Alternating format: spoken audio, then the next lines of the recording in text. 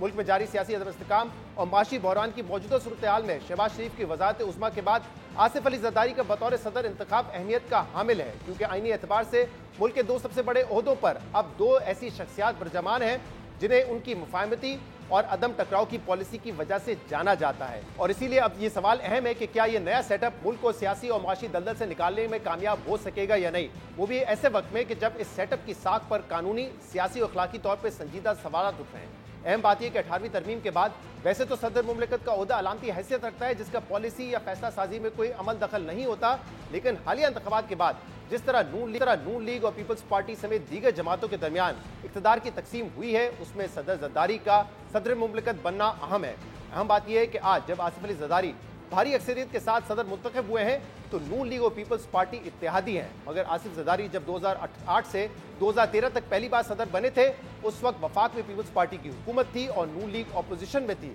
और इस दौरान मुतादिद मौक़ों पर आसिफ ज़रदारी इस्टेब्लिशमेंट और अदलिया के रॉन्ग साइड पर थे, जबकि नून लीग इस्टेब्लिशमेंट की राइट साइड पर खड़ी नजर आई। 2008 में सदर बनते ही जजेस की बहाली में ताखीर का मामला सदर आसिफ अली ज़रदारी और नून लीग के दरमियान महाजराई की वजह बना था, क्योंकि परवेज मुशर्रफ के इम्पीचमेंट और 60 बरतरफ जजेस की बहाली के मुआहदे के नतीजे में ही नून लीग और पीपल्स पार्टी ने इत्तेहादी हुकूमत कायम की थी। मगर सदर बनने के बाद आसिफ अली ज़रदारी इस मुआहदे से पीछे हट गए और कहा कोई मुआहदा कुरान या हदीस नहीं होता, जिस पर नून लीग ने एहतजाजन इत्तेहादी हुकूमत से अलहदगी इख्तियार की। और फिर फरवरी 2009 में पंजाब में गवर्नर राज के नफाज के बाद नून लीग और वकला ने लॉन्ग मार्च का आगाज किया और फिर मार्च 2009 में उस वक्त के आर्मी चीफ जनरल कियानी की मुदाखलत के बाद सदर आसिफ अली ज़रदारी जजेस की बहाली पर मजबूर हुए। सदर आसिफ ज़रदारी ने एस्टैब्लिशमेंट, वकला और सियासी जमातों के दबाव के बाद उस वक्त के चीफ जस्टिस इफ्तिखार चौधरी समेत दीगर जजेस को बहाल तो कर दिया, मगर उसके बाद यही तनाज़ा मुंतखब हुकूमत और अदलिया के दरमियान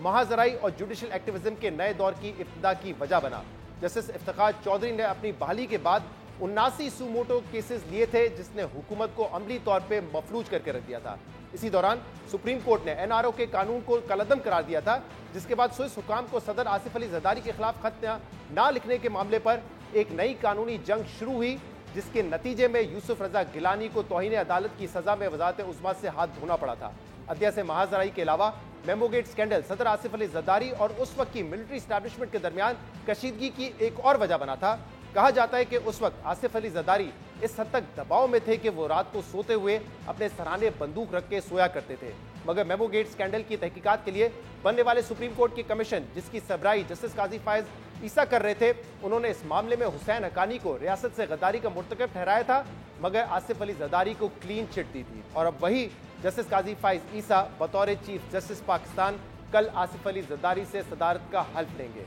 मेमोगेट के मामले पर एस्टैब्लिशमेंट से लड़ाई के बाद 2015 में आसिफ अली ज़रदारी ने उस वक्त के आर्मी चीफ जनरल राहिल शरीफ के सामने मुज़ाहमत की कोशिश की और ईंट से ईंट बजाने की धमकी दी थी, जिसके बाद उन्हें तवील अरसे बैरूनी मुल्क रुकना पड़ा था। मगर आसिफ अली ज़रदारी की एस्टैब्लिशमेंट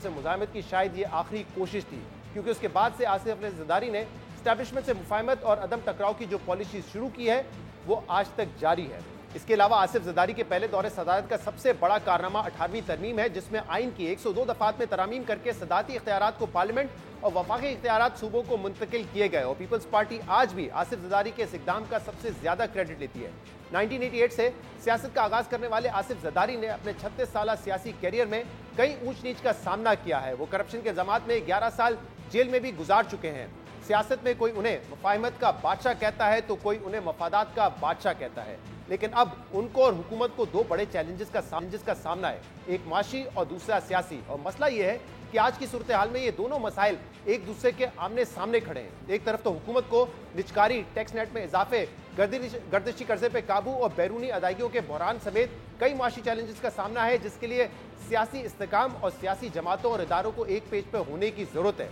तो दूसरी तरफ इस वक्त मुल्क को सिविलियन मिलिट्री इम्बैलेंस का मसला भी दरपेश है, जिसमें सियासी जमातों को अपनी खोई हुई सियासी स्पेस वापस लेनी है और जमहूरी इदारों की खुद मुख्तारी के चैलेंजेस का सामना है। यानी सिर्फ माशी मसाइल के हल की नज़र से देखा जाए तो सिविलियन बालादस्ती के बयानी पर समझौता जारी रखना पड़ेगा, और अगर सिविलियन बालादस्ती के असूल के मुताबिक सियासी हल की तरफ तवज्जो दी जाए तो हुकूमत और इदारों के दरमियान टकराव का खतरा पैदा होता है, जिससे मुआशी अदम इस्तेकाम जन्म ले सकता है।